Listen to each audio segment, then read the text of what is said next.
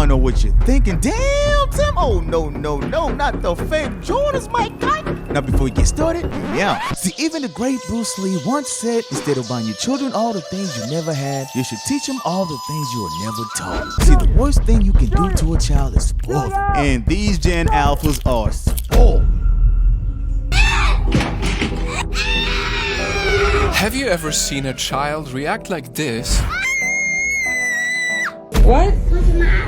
What's gonna happen? I did. What's gonna happen? I did.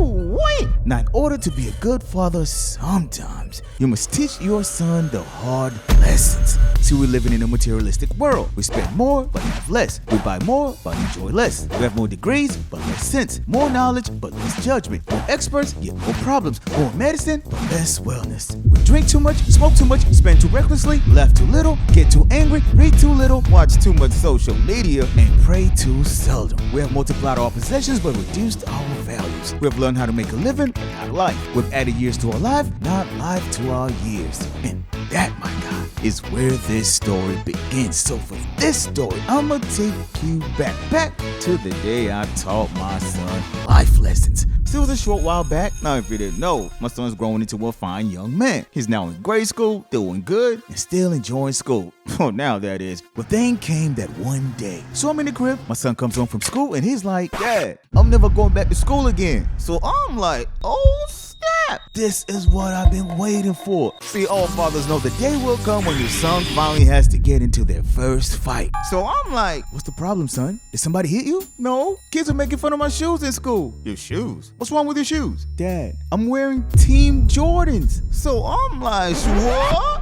When I was a kid, I would have died for some Team Jordans. These Gen Alphas are crazy. Son, there's nothing wrong with your shoe. Well, then can I have some real Jordans? Damn. It's like the feeling of deja vu all over again. See, I've been here before. And I vividly remember the day I asked, begged my dad for some Jordans. Dad, can I please have some Jordans? You got Jordan money? No. And what's wrong with the shoes you have on? But Dad, these are hand-me-downs. I hate these shoes. Boy, my pop lit my behind for being so ungrateful. Get your ungrateful butt over here. So I started thinking, okay, Tim, Jordans cost way too much money. And this boy's feet grow every other day.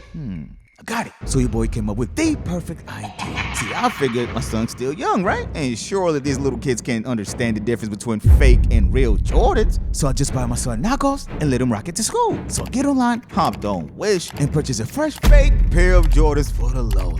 So a few days go by and the shoes arrive. Junior, your shoes are here. My son rushes downstairs, opens the box. Wow. Then looks deep into the shoes and he's like, why does MJ look like that? Damn, he knows what MJ's supposed to look like? Come on, Tim, think quick. Oh no, son, that's a collector's item. Really? See, that's the original Jordans. Those are classics, son. Now my son's young and naive, right? So I'm guessing in his mind he was thinking, what? Classics? I bet nobody got this in school. So he hugs your boy, you're the best dad ever, and runs upstairs. And deep inside that hug touched me. So I started thinking, damn, Tim, maybe you should go easy on little man. So onward, and it's the next morning. I drove my son to school. Okay, son, have a good day at school. Thanks, Dad. I can't wait to show off my sneakers. You're the best dad in the whole wide world. And then it hit me. In my head, I could hear my son getting roasted. What the hell? Oh, brother, no, man. Who is that on the logo? Brother got LeBron, Michael, Jordan, James, man. Oh, no. Why Jordan got a fatty?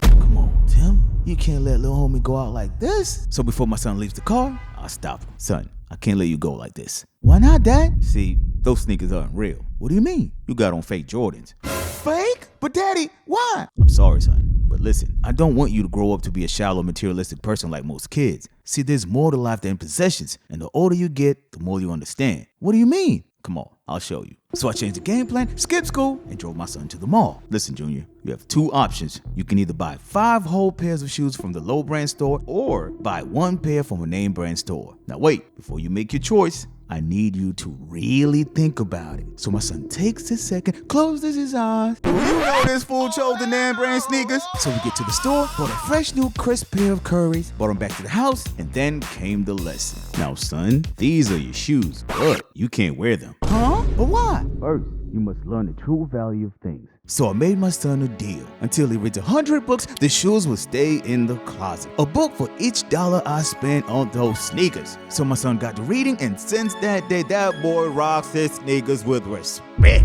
And don't you worry, my guy. 100 grade school books ain't nothing. They're only a few pages long. So, moral of the story. In life, you must learn to appreciate what you have, because true wealth exists not in having great possessions, but in having a few ones.